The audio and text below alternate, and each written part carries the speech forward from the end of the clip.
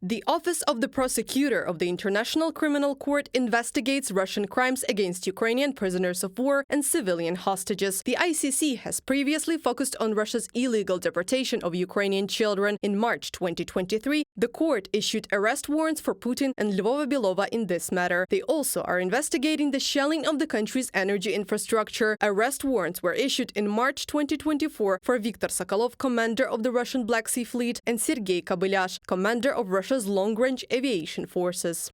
Also, we are now focusing on crimes committed against detainees and arrestees, prisoners of war and civilians. And there is a very wide range of possible offenses against people who have been held, including civilians. The holding of civilians in places of detention is itself illegal. Various offenses, torture, violence. We are now in the process of determining which locations we want to focus on. Brenda Hollis, head of the Ukrainian team Office of the Prosecutor International Criminal Court. Representatives of the International Criminal Court cannot bring hundreds of criminal cases in The Hague, Brenda Hollis said, so they focus only on the most serious ones. More than 2,200 defenders have been recognized by the Ukrainian prosecutor's office as victims in proceedings on their captivity in Russia. More than 500 of them testified about the use of physical violence during interrogations, including electrocution, Ukrainian Prosecutor General Andriy Kostin said. In total, more than 450 criminal proceedings on the facts of the cruel treatment of prisoners of war have been registered since the beginning of the full-scale Russian invasion. In addition, Ukraine is investigating the main proceedings on offenses against Ukrainian prisoners of war. 12 suspects have already been identified.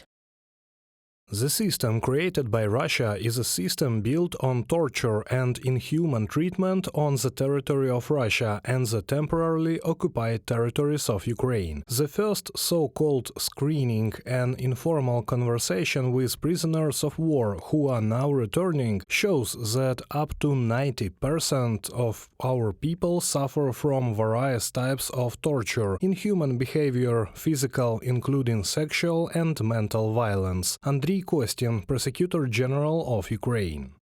In order to hide how the Russian side treats Ukrainians in captivity, Moscow does not allow international observers to visit prisoners of war, thus violating the Geneva Conventions. At the same time, the aggressor country is manipulating the topic of prisoner exchange. Russian officials regularly accuse Ukraine of suspending the exchange process and allegedly making far-fetched demands, but they themselves reject Kyiv's proposals. Some exchanges are simply sabotaged.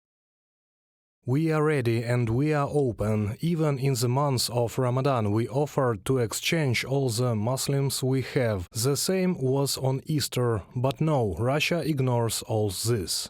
On June 15th, the first Global Peace Summit will start in Bunderstock, Switzerland. The exchange of prisoners in the all-for-all format and the return of Ukrainian children and civilians illegally deported to Russia will be one of the three topics of discussion. We have a public position that, first, we will appeal to the countries that will come to the Peace Summit to officially join the international coalition of countries for the return of deported Ukrainian children. The second is the use of new tools. First of all, this is diplomatic and economic pressure on the Russian Federation, including, of course, limiting Russia's participation in all international organizations without exception.